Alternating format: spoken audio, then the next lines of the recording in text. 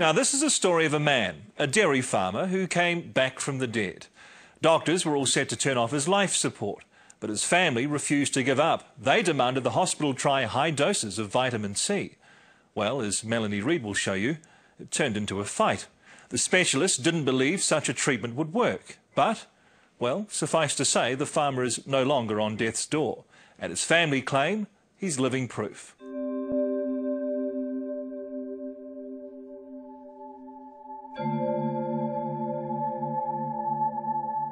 This is Aotearoa farmer Alan Smith in Auckland's intensive care unit shortly before the doctors told his family his life support should be turned off and he be allowed to die.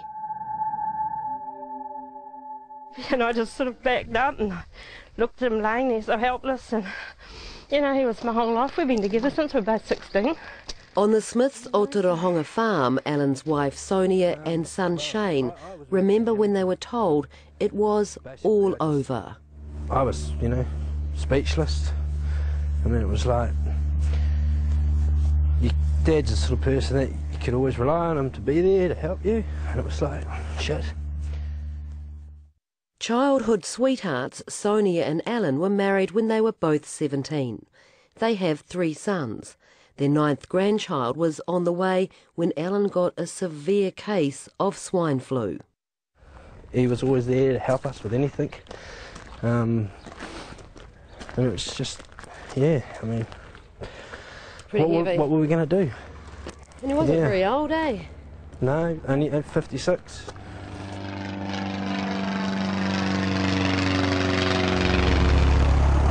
But on the other side of the house, over the back paddock, having been taken on an aerial check out of the farm, the bloke they're calling the Miracle Man. Looking anything but dead. Alan. Hello. You're not doing too bad for a guy that was meant to be 6 foot under. Well, apparently I was supposed to be turned off about over a year ago now it was. Yes. They're going to turn the machine off that was keeping you alive? They were going to turn the machine off. And Alan Smith's survival has been described as one of the most remarkable and controversial turnarounds in New Zealand medical history. Feel lucky to be alive? I am very lucky. They tell me I'm not a 1 in a million, I'm 1 in a billion to live. Alan's story began on June 28, 2009. He arrived at Auckland International Airport after a fishing trip with mates in Fiji. He caught a connecting flight to Tauranga where his launch is moored and was joined by his wife Sonia. I woke up in the night and he was really hot, so I gave him some Panadol and that cooled him off, but cooled him off a bit much because later on he was so... I woke up again and he was just like, he was laying there just stone cold and just laying there still as, and I thought, oh God, the first thing came to my mind was, God, he's dead. In Tauranga Hospital, Alan was swabbed for swine flu. After 2 days, his deterioration was so dramatic, the 3 sons and 8 grandchildren arrived, warned this could be a final goodbye. Just seeing him just in an induced coma and everything like that just was horrible. I mean, yet that was the beginning.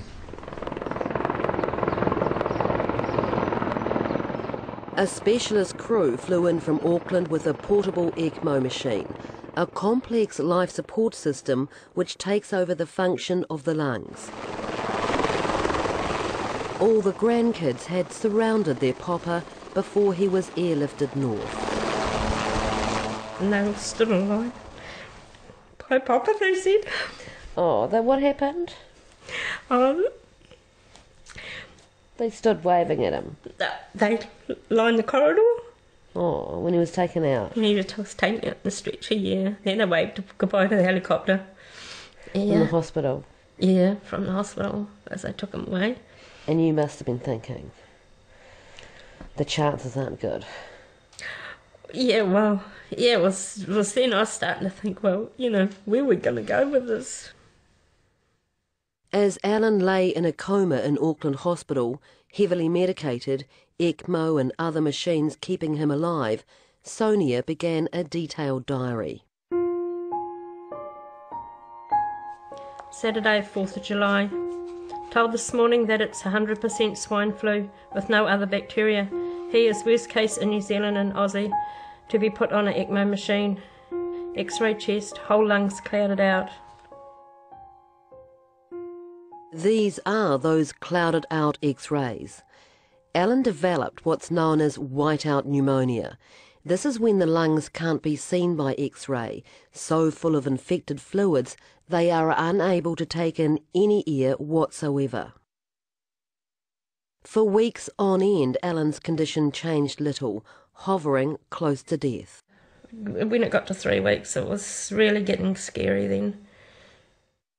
Just as the family thought things couldn't get any worse, Alan was diagnosed with hairy cell leukemia. Auckland Hospital notes to the family say, "The type of leukemia Mr. Smith has is potentially treatable if that's all he had. However, with his lung failure, Mr. Smith cannot survive." Monday the 20th of July.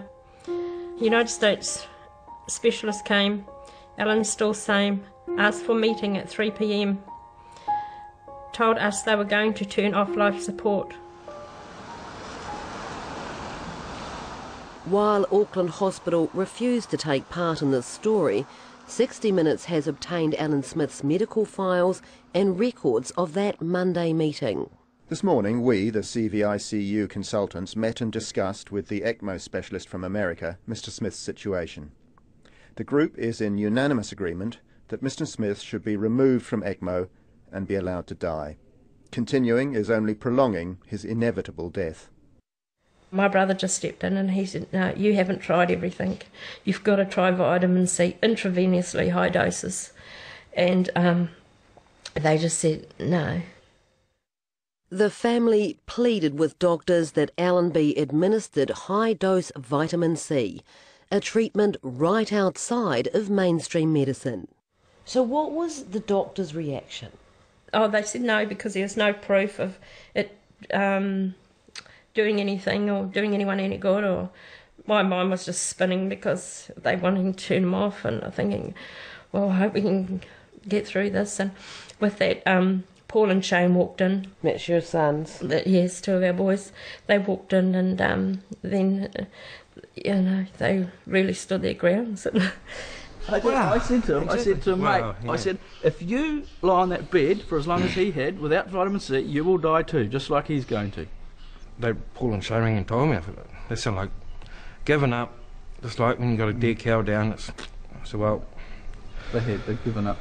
I said to them, just force this vitamin C in them so it actually happens. And It'd be fair to say the Smith boys, Paul, Josh and Shane, weren't backwards in coming forward. I says, what have you got to lose, mate? You give me one good reason what you guys have got to lose by trying it. I says, because it's not fair that we, all of us, should go on living our lives with the thought in the back of our minds, if only we'd pushed and tried harder, would it have saved them? They were all about to find out if they'd pushed hard enough. The next day, Tuesday, Auckland Hospital arranged another family meeting. All of intensive care unit medical staff have met again. We are all in agreement that vitamin C will be of no benefit. We all agree Mr. Smith will not survive. However, one member feels slightly uneasy that we should wait a little longer before taking Mr. Smith off ECMO. It's therefore reasonable to wait until Friday. If Mr. Smith has shown no improvement by then, he will be taken off ECMO.